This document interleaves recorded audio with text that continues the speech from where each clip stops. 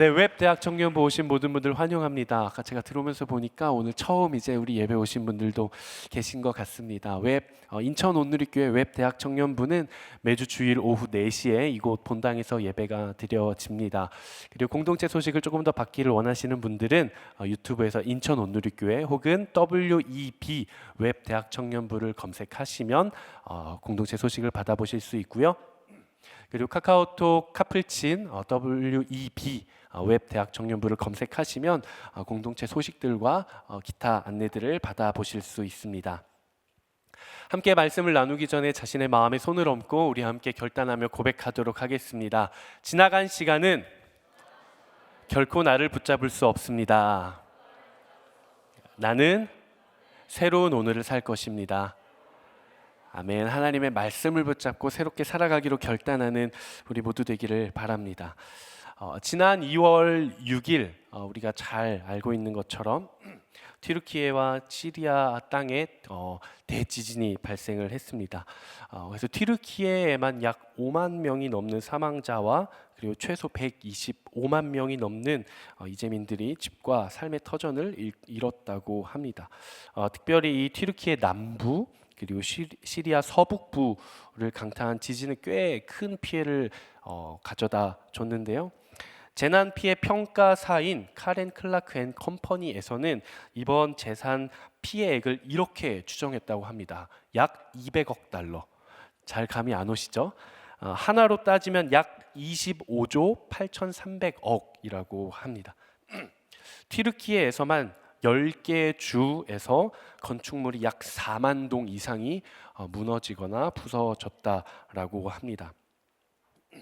그런데 이렇게 지진으로 인해서 계속 사상자가 늘어가고 재산 피해가 늘어나고 있는데 튀르키예 땅 가운데 건물이 한 채도 무너지지 않고 사망자가 단 한 명도 나오지 않은 도시가 있다고 합니다. 바로 하타이 주라고 하는 주 안에 있는 이 에르진이라고 하는 소도시입니다. 에르진이라고 하는 도시. 사람들은 이 도시를 가리켜서 기적의 도시다라고 부르기도 합니다. 에르진이라고 하는 도시는 이번 지진으로 가장 많은 피해를 받은 이 하타이 주라고 하는 곳의 중심부에서 약 북쪽으로 110km 그리고 진앙지였던 가지안테프라고 하는 쪽으로 서쪽으로 약 166km밖에 떨어져 있지 않은, 그러니까 이번 큰 지진으로 피해를 입을 수밖에 없는 위치에 있는 도시였음에도 불구하고 건물이 한 채도 무너지지 않고 사망자가 한 명도 나오지 않았다라는 거죠. 그렇다면 과연 에르진은 이번 강진에도 불구하고 어떻게 기적의 도시가 될 수 있었을까? 에르진에 있는 건축업체의 한 관계자의 인터뷰 중에 그가 이렇게 대답을 했다고 합니다. 우리는 모든 건물을 지을 때 규정에 따라 진행했고 이를 벗어난 적이 한 번도 없습니다. 특별히 내진 설계가 추가된 건물은 사실 그렇게 많지는 않습니다 라고 이야기를 했다라고 합니다. 에르진이라고 하는 도시의 시장이 있어요. 시장 웨케슈 엘마솔루라고 하는 사람이래요. 이름이 어렵죠? 웨케슈 엘마솔루. 이 엘마솔루는 2019년에 시장에 당선이 되는데 시장에 당선이 되고 나서 불법 건축을 일절 용납하지 않았다라고 합니다. 이 사람이 에르진의 시장으로 당선이 될 당시 이 튀르키예는 1999년에 이 북서부에 있는 대지진으로 인해서 1만 7천 명이 이미 사망을 한 경험이 있다라고 합니다. 그래서 이 튀르키예에서는 지진에 따른 대책으로 지진 대비법이 이미 통과가 된 상태였다라고 해요. 그래서 이 엘마솔루라고 하는 시장은 이미 지진을 경험했고 이 지진 대비법이 이미 통과가 되었기 때문에 이 강화된 강화법을 기준으로서 모든 도시에 있는 건축물들에 적용을 하기 시작한 거예요. 그러니까 이제 지진이 일어나면서 조금 위험할 수 있는 건물은 전부 다 강화된 고급 콘크리트를 사용을 하고 철강으로 이제 계속 보강을 하기 시작하는 거죠. 공사비가 꽤 많이 들었을 겁니다. 그래서 사람들이 계속 비난을 했대요. 우리 건물은 좀 예외로 좀 봐주세요. 시장님, 우리 건물은 우리 회사에서 이번에 진행하는 공사는 조금 예외로 좀 빼주세요라고 많은 요청을 했음에도 불구하고 이 시장은 결코 단 한 번도 원칙대로만 진행하고 허용해주지 않았다고 합니다.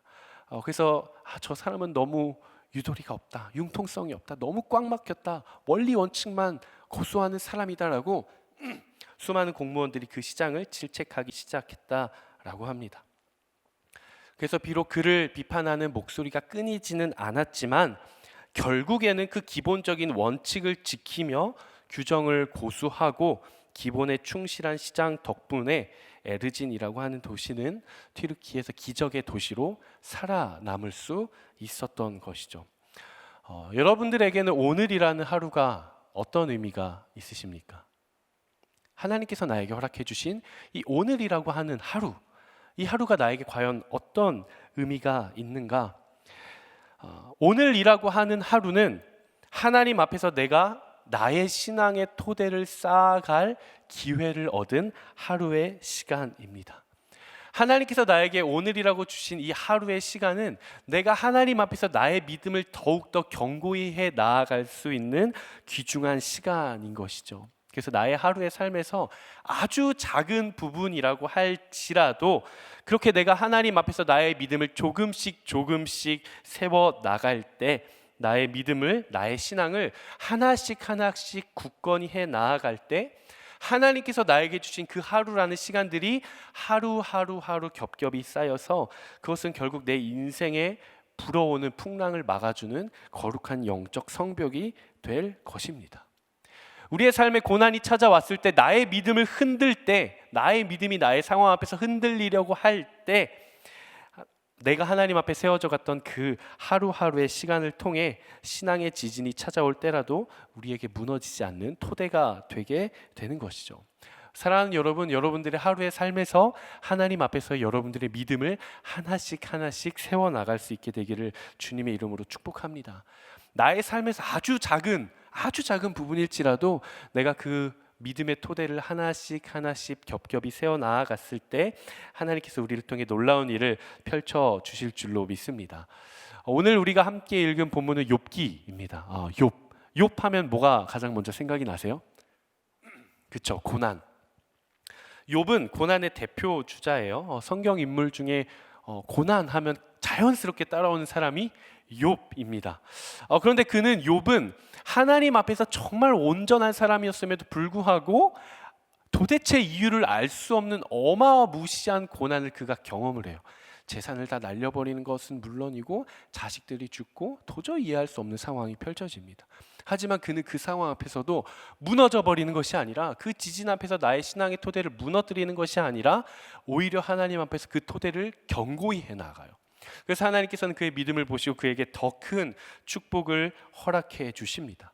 그렇다면 오늘 이 시간에는 과연 이 욥이라고 하는 사람은 도대체 어떤 사람이었길래, 그의 삶이 도대체 어땠길래 그가 그의 인생 가운데 찾아온 고난을 이길 수 있었을까, 그가 믿음을 지키고 승리할 수 있었을지 함께 나눠보기를 원합니다.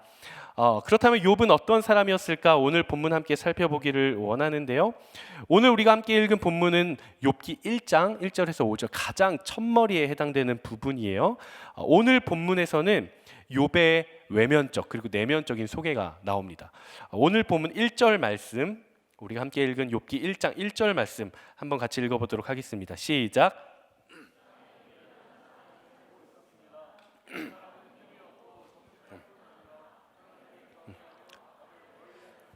네, 욥의 성품 그리고 신앙적인 설명이 나오죠. 흠이 없고 정직하며 하나님을 경외하고 악을 멀리하는 사람이었다. 여기서 1장 1절에서 욥을 흠이 없는 사람이라고 이야기를 해요. 흠이 없다. 여기서 이제 히브리어로 흠이 없다라는 건 탐이라고 해요. 탐이라고 합니다. 근데 이 탐이라는 단어는 하나님의 완전하심, 아무런 죄가 없고 흠이 없고 실수가 없는 하나님의 그 완전하심을 표현할 때는 탐이라는 단어를 쓰지는 않아요. 그러니까 욥에게 있어서 탐이라고 했다라는 것은 그가 하나님처럼 모든 것에 있어서 무오하다는 것이 아니라 그도 인간이지만 그가 제법 하나님 앞에서 온전한 삶을 살아갔다. 그가 제법 이웃들과의 관계에 있어서 의롭고 신실하고 자기 가정과 종들을 잘 돌보았다라는 거죠. 그리고 두 번째로 욥을 묘사하고 있는 단어가 바로 이 정직하다예요. 정직하다. 흠이 없고 정직했다. 이 정직하다라는 단어는 야사르라고 합니다. 야사르라고 하는 단어는 시편이랑 잠언에 굉장히 자주 쓰이는 단어인데 어떤 의미냐면은 그의 길이 부러지거나 굽어지지 않고 올곧게 평평한 길로 나아갔다. 그러니까 욥은 나에게 찾아오는 상황으로 인해서 나의 마음을 꺾거나 부러지거나 굽는 것이 아니라 나의 어떤 상황 앞에서도 하나님 앞에 올곧은 마음을 가지고 있었다라는 것이죠. 그렇다면 욥이 가지고 있는 재산은 어땠을까? 오늘 2절 3절 말씀인데요. 2절 3절 말씀 한번 같이 읽어보도록 하겠습니다. 시작. 그는 아들 7과 딸 3을 두었습니다. 또한 그는 양 7,000마리, 낙타 3,000마리, 소 500쌍, 암나귀 500마리 외에 종도 많이 있었습니다. 욥은 동방에서 가장 큰 사람이었습니다. 2절에 보면 욥의 자녀들의 숫자 아들 7과 딸 3이 등장을 하고 3절에 보면 욥이 가지고 있었던 소유에 대해서 이야기를 합니다. 양이 7,000마리였고 낙타가 3,000마리, 소가 500쌍. 500쌍이니까 총 1,000마리, 소가 1,000마리, 암나귀가 500마리였다라고 해요. 그러면 어떻게 좀 감이 오세요? 욥이 얼마나 부자였는지 감이 잘 안 오시죠? 동물로 하니까.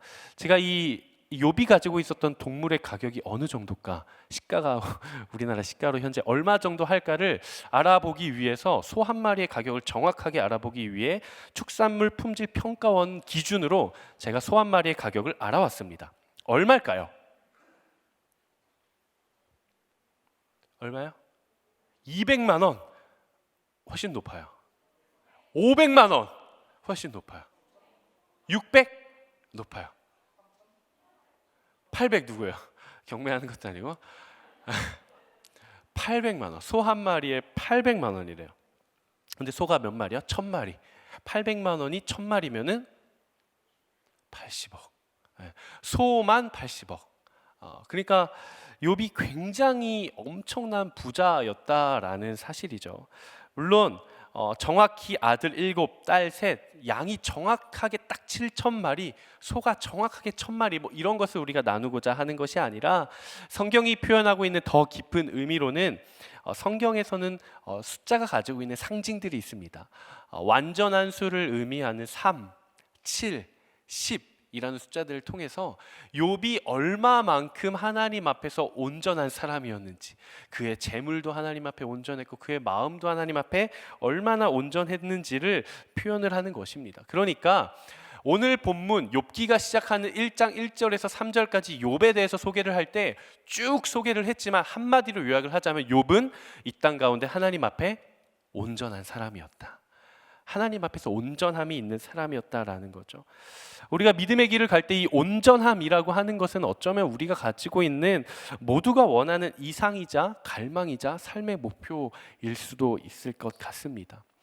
하나님께서 이 땅 가운데 홍수를 보내겠다 말씀하셨을 때 저 산 위에 바다에 방주를 짓는 것이 아니라 산 위에 방주를 지어라라고 했을 때 수많은 사람들이 노아를 향해서 미쳤다고 손가락질할 때 노아는 끊임없이 하나님을 향한 믿음을 가지고 그 시간을 인내하고 인고함으로 결국 산 위에 방주를 짓습니다. 왜 그랬을까요? 그의 마음이 하나님 앞에 온전했기 때문에 그래요. 그의 마음이 하나님 앞에 상황에 따라 꺾이거나 방향이 바뀌는 것이 아니라 어떤 상황이 다가와도 나의 마음은 하나님 앞에 올곧은 마음, 온전함이 있었기 때문에 그가 그 인고의 시간을 견뎌낼 수 있었던 것이죠. 그렇다면 과연 욥에게는 어떤 삶의 모습이 있었길래, 그는 우리와 무엇이 달랐길래 그가 고난 앞에서도 이렇게 온전함을 꿋꿋이 지키고 믿음으로 서 있을 수 있었을까?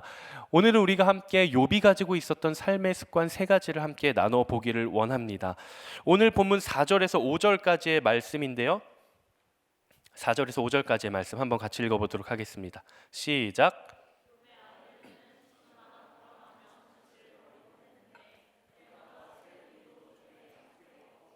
네, 5절. 이 잔치 기간이 끝나고 나면 욥은 그들을 불러 성결하게 하고 그들의 수대로 번제를 드렸습니다. 내 자식들이 죄를 짓고 마음으로 하나님을 저주했을지도 모른다고 생각했기 때문입니다. 욥은 항상 이와 같이 했습니다. 욥이 가지고 있었던 거룩한 삶의 습관 첫 번째는 바로 효율성이 아닌 진정성입니다. 욥이 가지고 있었던 삶의 습관 첫 번째, 그는 효율을 따지는 사람이 아니라 하나님 앞에 진정성 있게 나아가는 사람이었다. 오늘 본문을 보면 자녀들이 잔치를 하고 나면 욥이 자녀의 수대로 하나님 앞에 번제를 드렸다라고 했어요. 우리의 암기력을 테스트할 때입니다. 자녀가 총 몇 명이었다고요? 10명. 아들 몇 명? 아들 7명, 딸 3명, 총 10명의 자녀들이 있었어요. 만약에 번제의 제물을 소로 드리면 소가 아까 얼마라 그랬죠? 800만 원. 소가 800만 원. 그러면 자녀의 수가 몇 명? 10명. 자녀들이 잔치를 하면 내가 하나님 앞에 자녀의 수대로 번제로 드려야 하는 제물의 가치가 얼마? 8천만 원. 그러니까 욥은 자녀들이 잔치를 벌이면 하나님 앞에 늘 8천만 원을 가지고 가서 번제를 드렸다라는 것이죠. 자녀들이 잔치를 할 때마다 8천만 원. 저는 잔치값도 이만큼 나오지는 않을 것 같아요. 그러면은 어떤 사람은 이렇게 말할 수도 있을 것 같아요. 근데 목사님, 욥이 80억을 가지고 소만 80억이라는데 그 중에 8천만 원 정도면 그래도 하나님 앞에 드릴만 하지 않나요? 라는 마음을 지닌 분도 계실 것 같습니다. 저는 단순히 이런 계산적인 측면을 나누고자 하는 것이 아니라 욥이 가지고 있었던 마음을 함께 나누기를 원합니다. 내가 하나님 앞에서 나의 마음을 드리고 싶을 때 효율을 따지거나 계산을 하거나 그런 것이 아니라 하나님 앞에 전심으로 드리고 싶었던 마음. 여러분, 우리라면 어떻게 했어요? 저는 묵상하면서 이런 마음을 했어요. 이번에 첫째 아들 집에서 잔치를 했는데 자녀가 3명이 빠졌으니까 굳이 10명으로 할 필요 없이 잔치에 참여한 사람의 숫자만큼 해도 하나님이 기뻐하시겠지. 그래도 이게 꽤 하나님이 보시기에도 합당하겠지. 혹은 오늘은 첫째 아들 내에서 잔치를 벌였으니 이 10명의 자녀들을 대표해서 첫째 아들을 대표로 소 한 마리를 가지고 드려도 하나님께서 그래도 기뻐 받아주시겠지라고 생각하지 않았을까 싶더라고요. 어떤 분은 이렇게 말할지도 모르겠습니다. 예수 그리스도 한 사람이 십자가에 달려 죽고 다시 부활하심으로 말미암아 지금 21세기를 살아가고 있는 이 지구상에 있는 모든 인류의 죄가 해결된 것뿐만이 아니라 태초부터 영원까지 이 땅 가운데 하나님께서 창조하신 모든 사람들의 죄가 해결이 되었어요. 여러분, 이 사실을 믿으세요? 어떤 사람은 이렇게 이야기할지도 모르겠어요. 실제로 제가 들었던 이야기예요. 목사님, 근데 한 사람이 죽고 지금 이 시대만 해도 60억, 70억이라고 하는데 태초부터 영원까지 그 수많은 사람들의 목숨을 구원하고 죄가 해결한 거면 그래도 하나님이 꽤 효율 있는 사역을 하신 거 아닌가요? 예수님이 죽고 인류 모두가 살아났으면 그래도 꽤 괜찮은 교환 아닌가요? 라는 질문을 들은 적이 있습니다. 여러분, 그렇게 생각하세요? 하나님께서 예수 그리스도를 이 땅 가운데 보내주시고 죽게 하시고 다시 부활하게 하신 사건은 가성비 있는 사건인가요? 효율이 꽤 좋은 사건인가요? 제가 하나님을 인격적으로 만났던 때가 있습니다. 언제였냐면 예수님께서 십자가에 못 박히셨던 그 갈보리 언덕을 제가 올라가서 예수님의 못 박히신 그 발 아래 제가 엎드렸을 때 하나님을 인격적으로 만났어요. 내 기준으로 봤을 때, 여러분은 여러분들의 기준으로 봤을 때 요즘이 몇 세의 시대죠? 100세의 시대예요. 그러면 나의 기준에서 봤을 때 이 100년이라는 시간은 나에게 있어서 순간입니까? 영원입니까? 네, 어렵죠? 나는 평생 100년을 살아요. 근데 100년이라는 시간이 나에게 있어서는 전부죠. 이 100년이라는 시간을 난 100년밖에 살 수 없는데 그 100년이라는 시간은 나에게 있어서 처음이자 마지막, 처음부터 끝까지 나의 전부예요. 그렇다면 시간의 주관자 대신 태초부터 영원까지 알파와 오메가 되신 하나님의 입장에서 봤을 때 이 100년이라는 시간은 하나님께 있어서 전부입니까? 순간입니까? 순간인 것이죠. 그러니까 나의 인생에서 봤을 때, 내 입장에서 봤을 때 나의 인생은 나의 전부예요. 나의 forever, 영원한 라이프예요. 근데 하나님의 입장에서 봤을 때에는 나의 전부가 하나님에게는 순간에 지나지 않는다라는 거예요. 제가 이것을 묵상을 하면서 실제로 놀이터에 앉아 있었는데 개미가 제 발 앞으로 지나가는 거예요. 그럼 우리는 개미를 보면서 그 생각을 하죠. 아유, 개미를 밟아서 죽이면 안 되지. 내가 피해 가야지. 라는 생각을 할 거예요. 개미의 생명을 소중하게 여기는 사람이라면. 근데 제 안에 부들뜩 하나님께서 어떤 마음을 주셨냐면, 항구가, 너 만약에 이 개미를 100트럭을 가져다 준다고 하면 너 그 목숨을 너랑 바꿀래? 라는 마음을 주셨어요. 어떤 마음이 들었을까요? 딱 이 마음이었어요. 아니요, 하나님. 그 하나님 다시 물어보세요. 그럼 항구가, 이 지구상에 있는 모든 개미의 생명을 내가 살릴 테니까 너의 생명을 주라고 하면 너는 바꿀래? 저는 싫었어요. 한낱 그 개미에, 이 세상에 있는 모든 개미를 다 살려준다고 해도 내 생명을 굳이 주기가 싫었어요. 물론 예수 그리스도는 사람이고 우리는 개미다, 이런 비유적인 표현이 아니라, 그 위대한 사도 바울도 하나님 앞에 쓰임 받을 때 나는 사도 중에 지극히 작은 자 중에 작은 자다, 나는 죄인 중에 개수다라고 이야기를 했어요.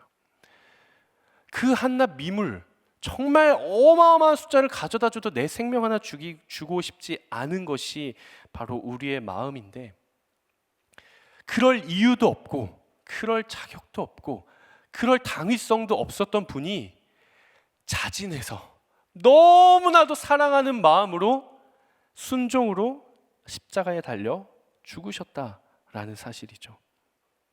시작과 마침이 되고 처음과 나중이 되고 알파와 오메가 되신 그 하나님이 친히 인간이 되어주신 거예요.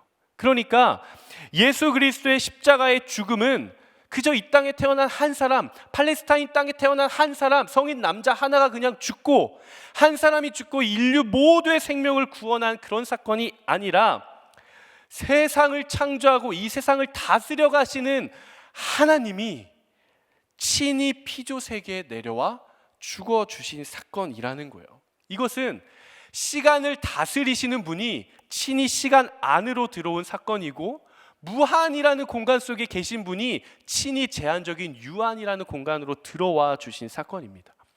예수 그리스도의 십자가와 부활의 죽음의 사건은 단순히 우리가 가지고 있는 숫자나 수량이나 계산적인 수학적인 개념을 넘어서는 거예요. 그렇기 때문에 예수 그리스도의 십자가의 죽음과 부활의 사건은 그저 단순히 수학적으로 계산적으로 가성비 좋은, 효율성 좋은 사건이 아니라 있을 수도 없고 있어서는 안 됐던 피조물을 향한, 이 땅 가운데 있는 모든 인류를 향한 하나님의 진정성 있는 사건이었다라는 것이죠. 하나님은 그저 효율을 따지기 위해 한 사람을 보낸 것이 아니라 그럴 필요가 없었음에도 불구하고 하나님은 우리를 너무 사랑하셔서 진정성의 마음으로 우리에게 다가왔다라는 거예요. 욥은 하나님의 이 마음을 알았던 것 같습니다. 그래서 욥은 늘 하나님 앞에 진정성 있게 나아갔어요. 효율을 따지거나 아니면은 계산을 한 것이 아니라 진정성 있게 나아갔어요.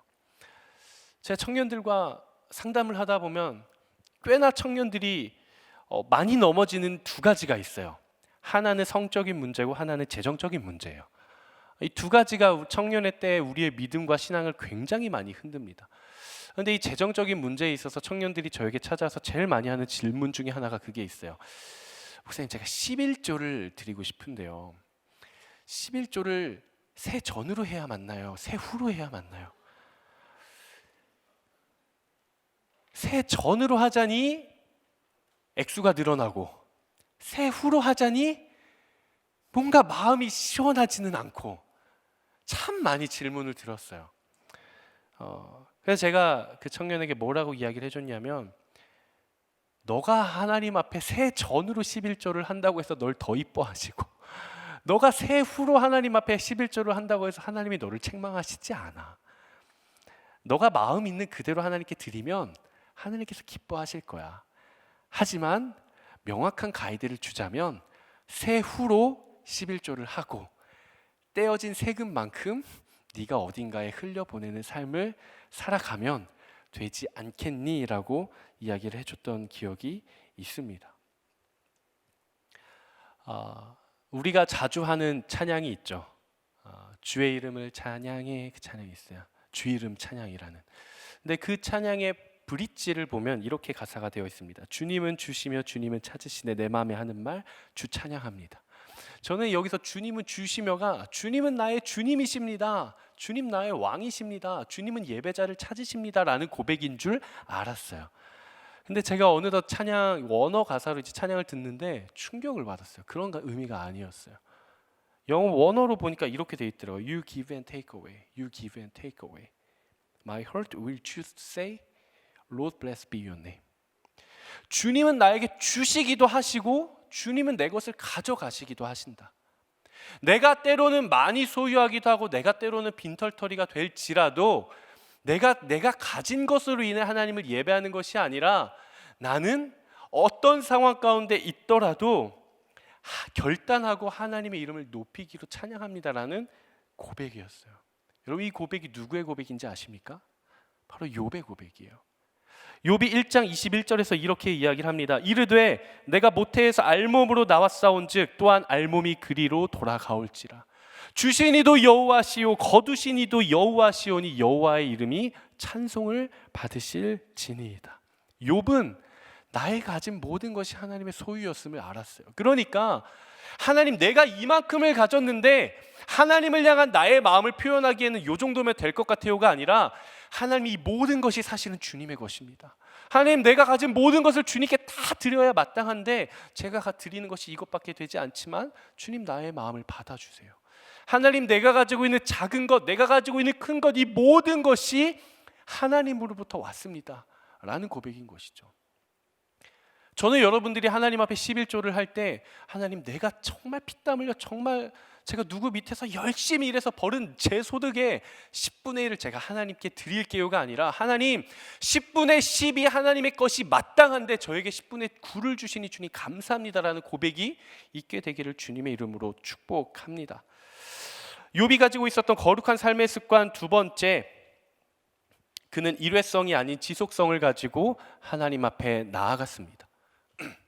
일회성이 아닌 지속성. 오늘 말씀을 보면 이런 표현이 있어요. 5절 말씀에 욥은 항상 이와 같이 했습니다. 그러니까 욥은 한 번만 그렇게 한 게 아니라 자녀가 잔치를 드릴 때마다 매번 항상 동일하게 그렇게 했다라는 거예요. 단 한 번의 헌신으로, 단 한 번의 제사로 끝나지 않고 모든 순간마다 동일하게 했다라는 거죠. 여러분, 신앙은 결코 마일리지가 아닙니다. 내가 오늘 쌓은 선행으로 내일을 살아가는 게 결코 아니에요. 내가 오늘 한 큐티를 가지고 내일을 살아가는 게 아니에요. 내가 오늘 받은 은혜를 가지고 내일 살아가는 것이 결코 아닙니다. 하나님 앞에 가장 거룩한 삶을 살아가는 사람은 하루살이의 인생을 살아가는 사람이에요. 오늘 양식은 오늘 필요에 맞게, 그것을 구하며 살아가는 사람들이죠. 이스라엘 백성들이 애굽으로부터 탈출을 합니다. 이집트에서 탈출을 해요. 광야에 갑니다. 하나님께서 그들에게 먹을 것을 주세요. 그들이 불평하니까 먹을 걸 주시는 거예요. 하나님, 제가 애굽에 있었을 때 삼겹살도 먹고 마늘도 먹고 했는데 여기에 나오니까 먹을 게 하나도 없어요. 그러니까 하나님이 만나와 메추라기를 주시면서 먹여주세요. 그런데 그들이 먹을 양식만 가져가라고 하세요. 더 가져가면 썩었어요. 그 이유가 무엇일까? 우리가 봤을 땐 그래도 일주일치 식량을 좀 가지고 다니면 마음이 좀 편할 텐데, 하나님께서 그렇게 하신 이유는 그들이 그날 먹을 수 있는 그 주권이, 그들이 하루하루를 살아갈 수 있는 그 주권이 어디로부터 나오는지 그들의 삶에서 믿음으로 고백하기를 원하셨던 것이죠. 우리가 주기도문을 고백하다 보면 이런 고백이 있어요. 일용할 양식을 주옵시고. 참 무지했던 저는, 그래도 믿음을 가진 크리스천들은 밥을 굶고는 다니지 말아야지. 그래도 하나님을 믿는 사람이라고 하면 굶지는 않겠지, 하나님이 굶기시지는 않겠지 라는 의미의 고백인 줄 알았어요. 참 무지하죠. 근데 그 고백은 그런 고백이더라고요. 하나님, 나에게 오늘 주신 이 식량이, 나에게 일용할 양식을 주신 이것이 내가 마땅히 누릴 수 있는 것이 아니라 하나님께서 나에게 주신 하나님의 은혜의 힘을 고백하게 하여 주십시오. 하나님, 나의 인생의 주권이 어디서부터 오는지를 내가 분명하게 깨달아 알아 살아갈 수 있도록 인도하여 주시옵소서라는 고백이었던 것이죠. 여러분, 기억합시다.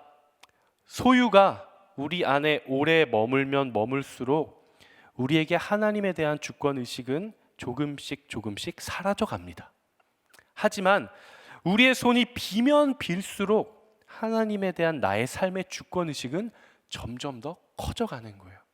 내가 가지고 있는 것이 많으면 많을수록, 내가 의지할 수 있는 게 많으면 많을수록, 나의 인생의 보루가 많으면 많을수록 우리는 하나님에 대한 주권의식이 점점 더 사라져가요. 왜요? 하나님이 없어도 꽤나 살 법하기 때문에. 하지만 정말 나의 손이 비면 빌수록, 내가 할 수 있는 것이 아무것도 없고 내가 먹을 수 있는 것이 아무것도 없을 때에는 우리의 인생이 정말 하나님이 이끌어 가시지 않으면 안 되는구나를 고백하게 되는 것이죠. 레위기라는 책이 있습니다. 우리가 참 싫어하는, 정말 참 재미없는 레위기라는 책이 있어요. 나중에 제가 기회가 되면 우리 공동체와 함께 레위기 특강을 한번 하고 싶은데, 레위기가 참 재밌는 책입니다. 레위기 6장 6절에서 13절을 보면 번제에 대한 규례가 등장을 합니다. 번제라고 하는 제사가 있어요. 태워서 드리는 제사, 번제. 이 번제에서 6장 9절, 12절, 13절 본문을 제가 자막을 좀 가져왔는데요. 한번 같이 하나씩 읽어보도록 하겠습니다. 시작. 제단의 불이 그 위에서 꺼지지 않게 할 것이요, 제단 위의 불은 항상 피워 꺼지지 않게 할지니 제사장은 아침마다 나무를 그 위에서 태우고 번제물을 그 위에 버려놓고 화목제의 기름을 그 위에서 불사를 찌며. 13절. 하나님을 향한 진정한 회개와 온전한 헌신을 의미하는 이 번제. 번제는 재물을 몽땅 다 태워서 드렸어요. 남기는 게 아니라 다 몽땅 태워서 드렸습니다. 그래서 이 번제를 드리기 위해서는 번제단이라고 하는 데가 있어요. 번제단이 얼마나 하면은 한 2m, 3m 이 정도 크기, 그러니까 되게 작은 거죠. 근데 오늘 본문을, 우리가 함께 읽은 본문을 보면 뭐라고 이야기를 하냐면, 하나님께서 번제단의 불은 항상 켜져 있어야 한다. 제사장은 매일 아침마다 산에 가서 나무를 캐는 게 아니죠. 나무를 패서 나무를 가져다가 번제단의 불을 항상 피워야 된다라고 이야기를 해요. 여러분, 한번 생각을 해봅시다. 지금 나의 믿음의 생활, 지금 나의 신앙 생활은 오늘 하나님께서 규례로 주신 이 번제단의 규례처럼 날마다 나의 신앙의 번제단을 나는 가꾸고 있는가? 불이 꺼지지 않게 하기 위해서 나는 날마다 나무를 해와서 기름을 붓고 그 번제단을 가꾸고 있는가? 혹은 내가 나의 신앙의 번제단을 엄청난 나무를 들이붓고 엄청난 기름을 부어서 완전히 엄청난 큰 불을 태워서 그냥 날마다 하루하루 그 불을 가지고 사용하고 있지는 않는가? 혹은 그 번제단의 불이 계속해서 피어오를 수 있도록 나무를 해다 넣고 기름을 부어야 하는데 번제단을 가꾼 지 오래돼서 번제단의 불이 사그러 들어가고 있지는 않은지, 혹은 나의 신앙의 번제단에 이미 불이 꺼져서 차갑게 식어 있지는 않는지, 우리는 한번 우리의 마음을 돌아보아야 하는 것이죠. 우리는 날마다 큐티해야 된다고 배웁니다. 큐티는 날마다 해야죠. 예배는 날마다 드려야죠. 왜요? 하는 것보다 중요한 건 왜잖아요. 왜 우리가 날마다 큐티를 해야 합니까? 우리가 그리스도인이니까? 우리가 리더십이니까? 성도에 마땅한 의무니까요? 아니에요. 성도에 마땅한 의무고 내가 그리스도인이니까 당연히 매일 큐티를 해야죠 라고 우리가 큐티를 하기 시작하면 큐티는 어느새 나에게 율법이 되기 시작해요. 어느새 짐이에요. 부담스러워요. 하고 싶지가 않아요. 은혜가 없어요. 그러니까 어떻게 타협점을 찾아서 어떻게 해요? 나의 삶에서 시간을 구별해서 큐티를 하는 게 아니라 그저 학교 가면서, 일터에 가면서, 지하철에서, 버스에서 펴서 읽고 한 줄 긋고 마음에 드는 단어에 동그라미 치고 덮고 오늘도 잘 살아야겠다. 큐티 끝. 여러분, 이것은 큐티가 아닙니다. 우리가 날마다 하나님의 말씀을 가까이 하고 큐티를 해야 하는 이유는 딱 한 가지예요. 우리의 삶의 주인이 하나님이시기 때문에. 결코 나의 뜻을 가지고는 나의 인생을 살아갈 수가 없기 때문에 그래요. 한 번의 은혜를 가지고 나는 살아갈 수가 없어요. 날마다 그날 필요에 맞게 부어주시는 하나님의 은혜가 있어야 내가 살아갈 수 있는 것이죠. 오래된 은혜에 머물면 머물수록 우리는 하나님과 멀어지게 됩니다. 왜냐하면 그래도 내가 이 정도 신앙이면, 그래도 이 정도면 나는 꽤 괜찮은 사람이지라고 생각을 하기 때문에 그래요. 그 생각에 사로잡히는 순간 나의 삶, 나의 하루라는 그 시간은 하나님께서 나를 이끌어가고 계신 것이 아니라 내가 나를 이끌어가고 있는 것이죠. 사랑하는 여러분, 여러분들의 믿음의 길, 여러분들의 신앙의 길에 있어서 하루의 은혜를 가지고 평생을 살아가는 것이 아니라 날마다 그날 주시는 은혜를 구하며 하나님 앞에 나아갈 수 있는 여러분 되시기를 주님의 이름으로 축복합니다. 정말 하나님 없이는 내가 하루도 살 수 없습니다라는 그 고백, 하나님 내 삶의 진짜 주인, 내 삶의 진정한 주인 하나님이십니다라는 그 고백이 우리 안에 있기를 바랍니다. 마지막 욥의 삶의 거룩한 습관 세 번째는 바로 신앙과 삶의 일치성입니다. 신앙과 삶의 일치성. 5절 말씀을 보면 욥이 자녀들의 수대로 번제를 드리고 항상 그렇게 했었던 이유가 나옵니다. 그 이유가 뭐냐? 바로 자식들이 잔치를 벌이면서 그들도 모르게 하나님 앞에 죄를 범했을지도 모른다고 생각했기 때문이에요. 굉장히 중요한 단어가 있죠. 뭐라고요? 자녀들이 잔치를 벌이면서 하나님 앞에 범죄했기 때문에 욥이 번제를 드린 것이 아니라 내 자녀들이 혹시라도 하나님 앞에 잔치를 벌이면서 범죄했을지도 모른다고 생각했기 때문에 그는 하나님 앞에 번제를 드렸던 것입니다. 여러분, 신앙은 생각을 넘어 나의 생각이 나의 삶의 실천으로 열매 맺는 것입니다. 욥은 생각에 그치는 것이 아니라 그의 삶에서 행동으로 나아갔다라는 거예요. 하나님께서 기뻐하시는 성도는 날마다 하나님을 생각만 하고 내가 이렇게 살아가야지 생각만 하고 내가 하나님 앞에 순종해야지 생각만 하는 사람이 아니라 그의 삶의 자리에서 그렇게 행동으로 나아가는 사람입니다. 생각은 누구나 할 수 있어요. 문제는 누가 행동하냐는 거예요. 신앙에 있어서 생각은 누구나 할 수 있어요. 하지만 누가 순종하느냐 하는 것이죠. 생각한 대로 사는 것이 쉬울까요? 어렵습니다. 제가 이 말씀을 준비하면서 그 생각을 해봤어요. 여러분들에게 가장 많이 공감이 될 수 있을 만한 것이 11조일 것 같아서 여러분들은 여러분들의 소득이 얼마면 11조를 온전히 하실 수 있겠습니까? 나의 소득이 100만 원이다. 11조가 얼마죠? 10만 원이에요. 기쁨으로 할 수 있을 것 같아요. 나의 소득이 500만 원이다. 50만 원. 와, 대단한 결단이 필요하지만 그 정도는 할 수 있을 것 같아요. 나의 소득이 1억이다. 내가 월 1억을 벌어요. 그럼 매달 하나님 앞에 1,000만 원을 해야 되는 거예요. 고민이 되기 시작해요. 그때부터 서서히 타협하기 시작하는 거예요. 여러분들은 과연 여러분들의 월 소득이 얼마 정도면 내가 하나님 앞에 온전한 11조를 하실 수 있겠습니까? 생각은 쉽죠.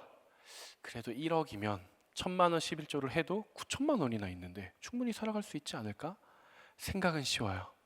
그런데 정말 내가 그 상황에 맞닥뜨린다면 사람의 마음이 변하게 된다라는 사실이에요.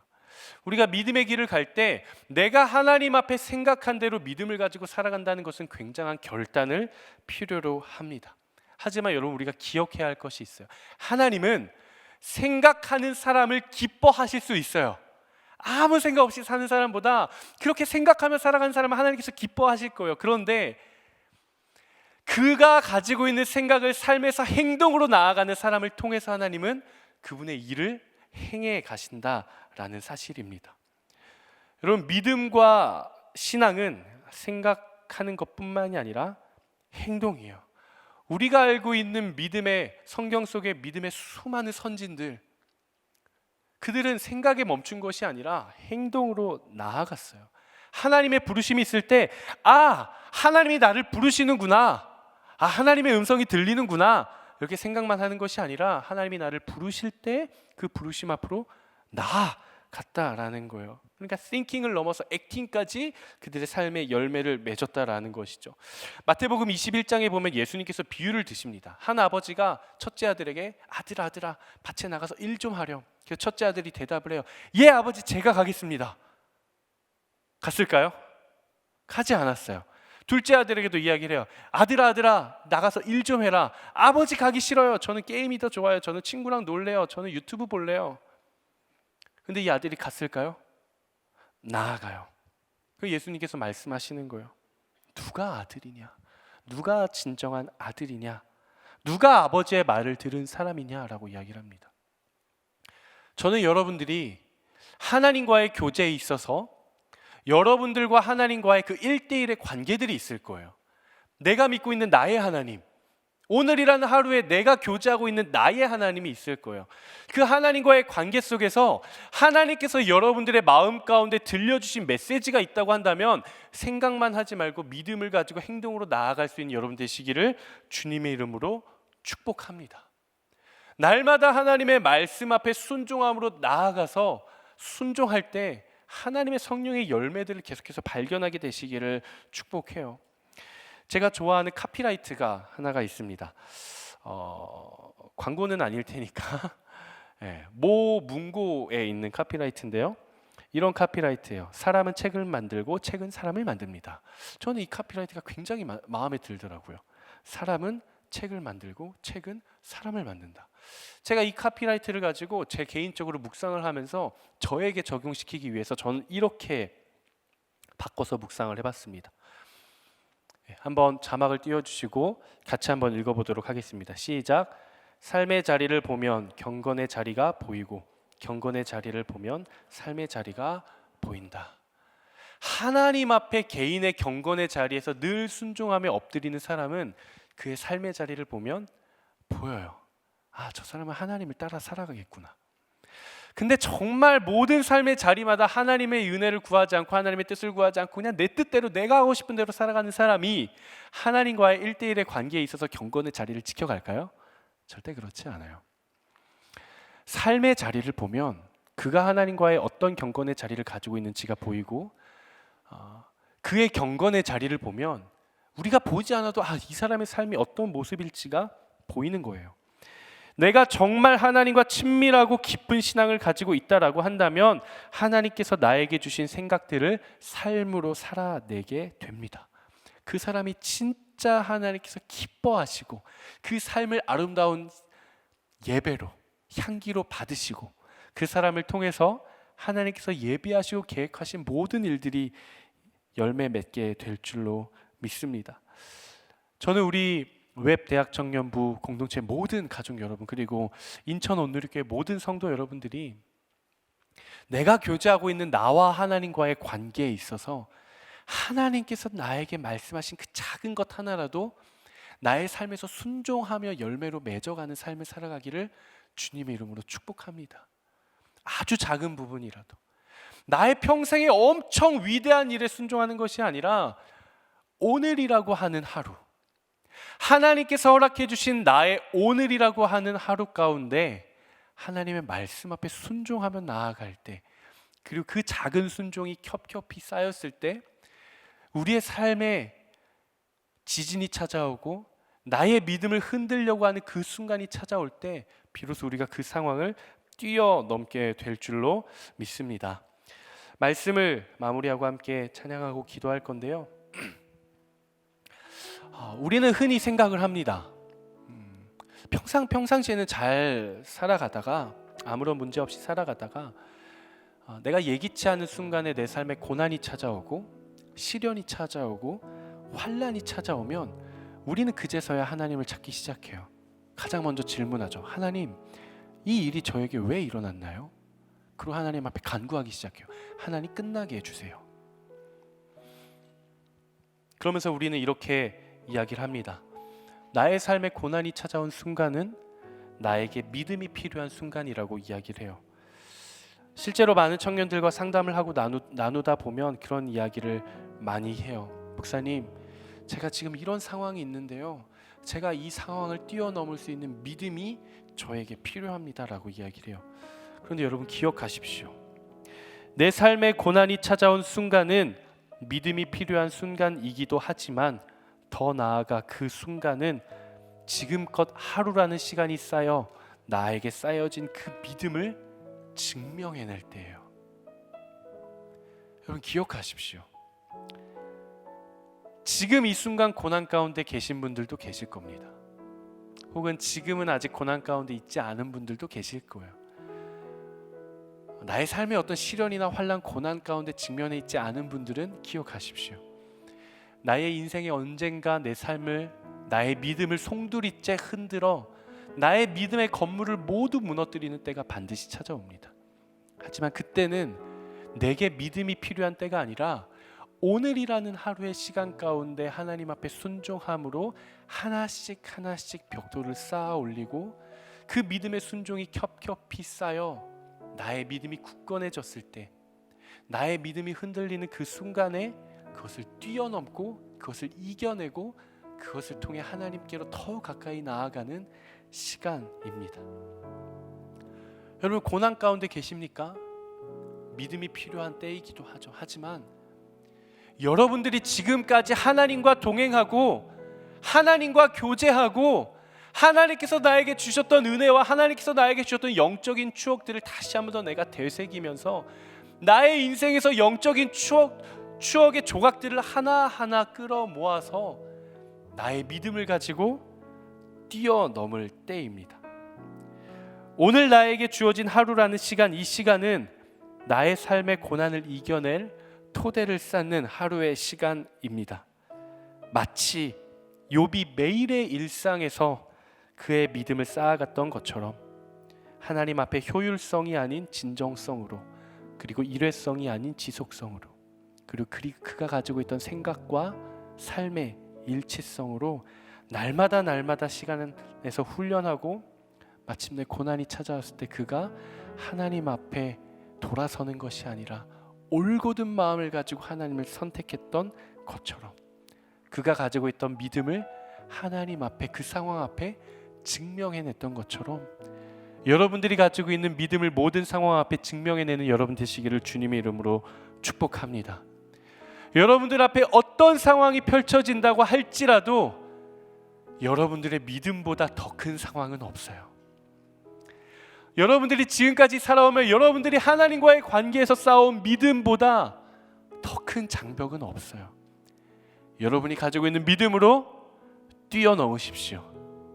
예수 그리스도의 십자가를 붙들고 예수 그리스도의 생명을 붙들고 그 벽을 뛰어넘으시기를 주님의 이름으로 축복합니다.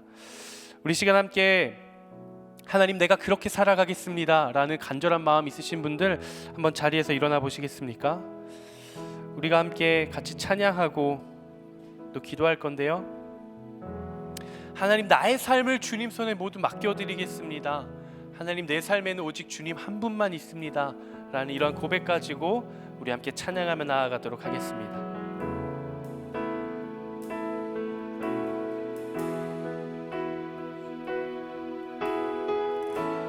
주님 손에 맡겨드리리,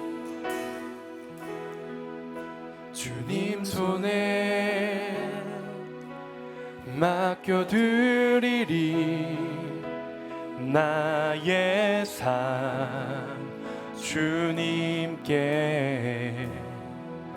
주님 손이 나의 삶 붙드네, 나 주의 것 영원히. 내가 믿는 분 예수, 내가 믿는 분 예수, 내가 속한 분 예수, 삶의 이유 되시네, 내 노래 되시네, 전심으로 주와 함께 걸어가리라. 주와 함께 걸어가리라. 모든 길을 주 신뢰해. 주 뜻 안에 나 살아가리. 주의 약속은 영원해. 우리 함께 믿음으로 고백합시다. 내가 믿는 분 예수, 내가 믿는 분 예수, 내가 속한 분 예수, 삶의 이유 되시네. 내 노래 되시네. 내가 믿는 분 예수, 내가 속한 분 예수, 삶의 이유 되시네. 내가 믿는 분 오직 예수, 내가 믿는 분 예수, 내가 속한 분 예수, 삶의 이유 되시네.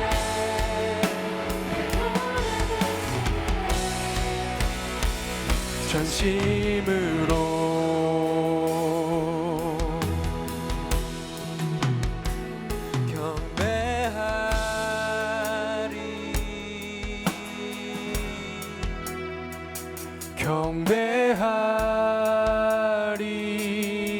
경배하리라. 경배하리.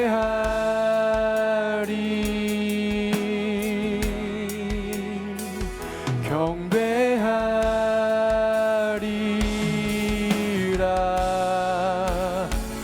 경배하리.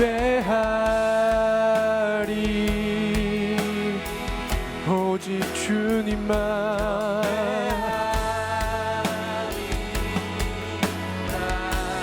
주만 경배.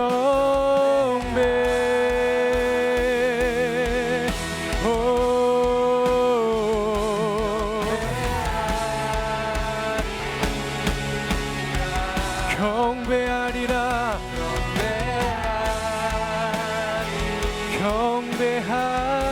경배하리라.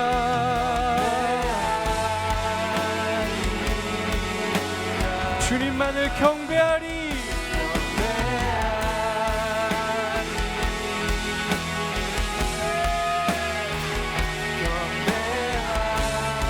우리 시간 두 손을 높이 들고 고백합니다. 내가 믿는 분, 내가 믿는 분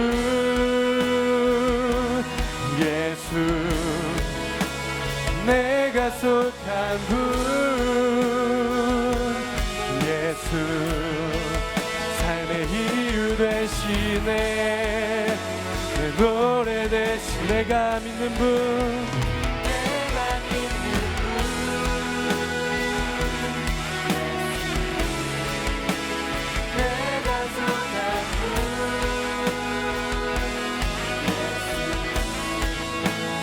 이유 되시네. 내 노래 되시네. 전심으로. 여러분 정말 이렇게 찬양한 것처럼 고백하십니까?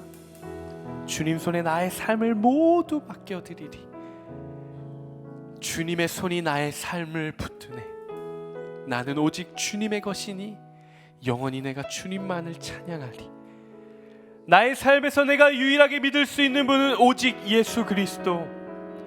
유일하게 내가 속한 분도 예수 그리스도. 나의 삶의 상황이 어떤 가운데 있더라도 내가 살아갈 이유가 되시는 분 오직 예수 그리스도. 내가 삶을 살아가며 노래할 유일한 분 오직 예수 그리스도. 내가 전심으로 주를 경배하리. 내가 전심으로 주를 찬양하리. 내가 전심으로 주를 노래하리. 이 고백이 우리의 고백이 되기를 원합니다. 시간 함께 고백하며 기도하며 나아갈 때 하나님 우리의 삶을 붙들어 주시옵소서. 하나님 앞에 나의 믿음을 고백하며 나아갈 때 하나님 효율을 따지는 것이 아니라 계산하며 살아가는 것이 아니라 하나님 앞에 전심으로 나아가는 하나님의 자녀가 되게 하여 주시옵소서. 이 시간 주여 한번 외치며 함께 기도합니다. 주여,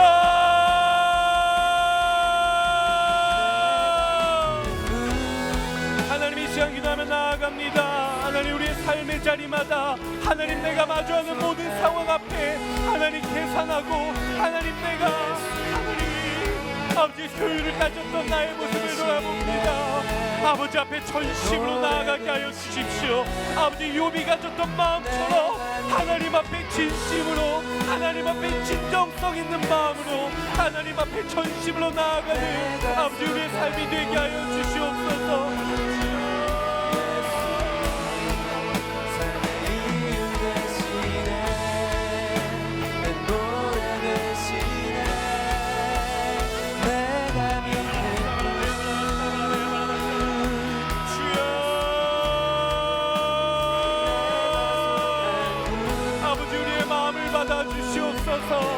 하나님 우리의 고백을 받아 주시옵소서.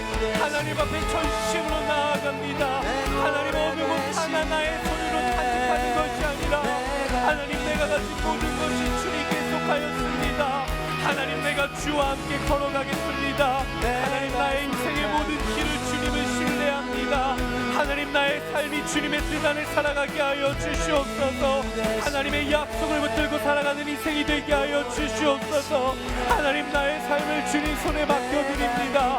하나님 내가 전심으로 하나님 마음을 다해 하나님을 향한 나의 마음을 꼭꼭 눌러 담아 하나님 진정성 있게 하나님 나아가오니 주님 우리를 사용하여 주시고 주님 우리의 고백을 주님 받아 주시옵소서. 주님 일하여 주시옵소서. 이 시간 한 번 더 기도하며 나아가도록 하겠습니다.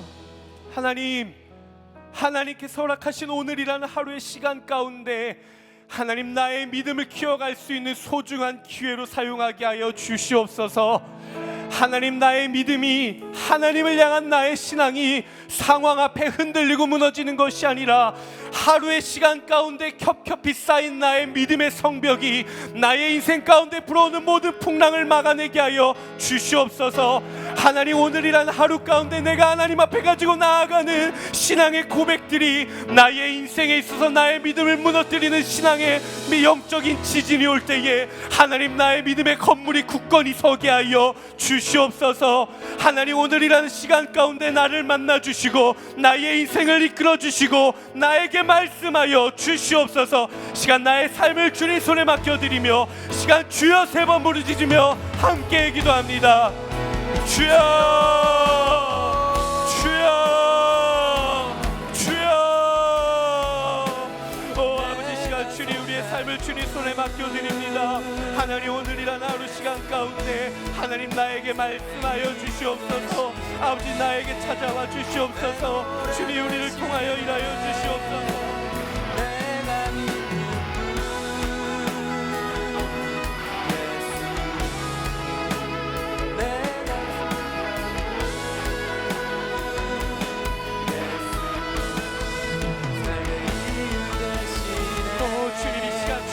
하루의 삶을 주님 손에 맡겨드립니다. 하나님 날마다 하나님 우리 인생의 주권이 어디서부터 오는지 하나님 나의 삶의 주인이 누구인지 믿음의 눈으로 바라보게 하여 주시옵소서. 하나님 욥이 가졌던 믿음의 고백처럼 하나님 그 고백이 나의 고백이 되기를 소망합니다. 하나님 나의 삶에서 하나님께서 나에게 주시기도 하시는 나의 인생을 하나님 나의 소유를 찾아가기도 하십니다. 하나님 그럼에도 불구하고 나의 마음은 하나님을 결단하며 주의를 높이기로 찬양합니다. 이르되 내가 못해 살몸으로 나았사온들 또한 알몸이 그리로 돌아가올지라 주신 이도 여호와시요 거두신 이도 여호와시오니 여호와의 이름이 찬송을 받으실지니이다. 하나님 오늘 이 하루 가운데 아버지 나의 믿음이 세워져 가게 하여 주시옵소서. 아버지 나의 믿음의 뿌리가 더욱더 깊이 박히게 하여 주시고 하나님 나의 믿음이 더욱더 하루라는 시간 가운데 아버지 겹겹이 쌓여 하나님 나의 인생 가운데 풍랑이 찾아올 때에 하나님 그 풍랑을 막아낼 수 있는 믿음의 성벽이 되게 하여 주시고 하나님 나의 믿음이 성장하여서 아버지 나의 신앙이 성장하여서 아버지 나의 인생을 흔드는 아버지 영적인 지진이 다가왔을 때 아버지 나의 믿음의 토대가 무너지지 않을 수 있도록 주여 역사하여 주시옵소서. 주여 아버지 아버지 아버지 아버지 아버지 아버지 아버지 아버지 아버지 아버지 아버지 아버지 나의 삶을 주님 손에 맡겨드립니다. 아버지 나의 믿음도 주님 손에 맡겨드립니다. 하나님만을 구하며 하나님과 동행하는 나의 인생이 되게 하여 주시옵소서. 하나님 나에게 찾아와 주시고 아버지 나에게 말씀하여 주시고 하나님 오늘이라는 하루 가운데 하나님의 은혜를 허락하여 주시옵소서. 하나님 우리의 소유가 하나님 나의 믿음을 결정하지 못하게 하여 주시고 하나님의 은혜가 하나님의 주권이 나의 인생을 결정하는 우리의 인생이 되게 하여 주시옵소서. 주님이 하여 주시옵소서.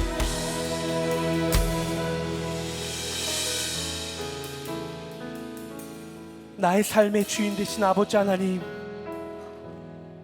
하나님 우리의 인생에는 내가 예기치 못한 상황들이 너무나도 많습니다. 하나님 관계에서 오는 고난이 있고 재정에서 오는 고난이 있고 육체와 마음의 질병에서 오는 고난이 있습니다. 하나님 연애와 결혼과 취업과 비전에서 오는 하나님 그 상황 앞에서 나의 믿음을 흔드는 영적인 지진들이 있습니다. 하나님 그 모든 상황 앞에 하나님을 바라보게 하여 주시옵소서. 하나님 나에게 찾아오는 모든 환난과 시련과 고난과 삶의 문제 앞에서 하나님 나의 믿음을 가지고 이겨내게 하여 주시옵소서. 아버지 욥이 그랬던 것처럼 하나님 효율이 아니라 하나님 앞에 전심으로 하나님 단 한 번의 은혜가 아니라 매일 날마다 주님과 동행했던 욥처럼 하나님 그가 하나님께서 말씀하셨을 때 생각만 한 것이 아니라 삶의 자리로 나아가 순종으로 열매 맺었던 것처럼 하나님 날마다 하루하루의 믿음의 신앙이 겹겹이 쌓이게 하여 주시고 하나님 그 어떤 풍랑과 지진에도 흔들려 넘어지지 않는 무너지지 않는 담대한 믿음을 나에게 허락하여 주시옵소서. 하나님 나의 상황이 그 어떤 상황이 나를 가로막고 있다고 할지라도 하나님 나의 힘으로 뛰어넘는 것이 아니라 사람을 의지하며 뛰어넘는 것이 아니라 나의 계획과 나의 지혜로 뛰어넘는 것이 아니라 날마다 내가 가져왔던 하나님과의 관계에서 오는 신앙과 믿음으로 하나님 그 삶의 모든 문제의 벽을 뛰어넘게 하여 주시옵소서. 그 믿음을 우리에게 허락하여 주시고 주여 우리를 붙잡아 주시고 모든 우리의 삶의 자리 가운데 동행하여 주시옵소서. 그리하여서 나의 인생의 주권이 어디에 있는지 내 삶의 진정한 주인이 누구이신지를 깨달아 알고 믿음으로 고백하며 나아가는 하나님 나라의 거룩한 백성들이 되게 하여 주시옵소서. 그렇게 우리와 함께 하시며 우리의 모든 삶의 순간마다 함께 하실 것을 믿으며 거룩하신 예수 그리스도의 이름으로 기도드리옵나이다. 아멘. 우리의 삶을 통해 일하실 하나님께 우리 감사의 박수 함께 올려드리겠습니다. 아멘.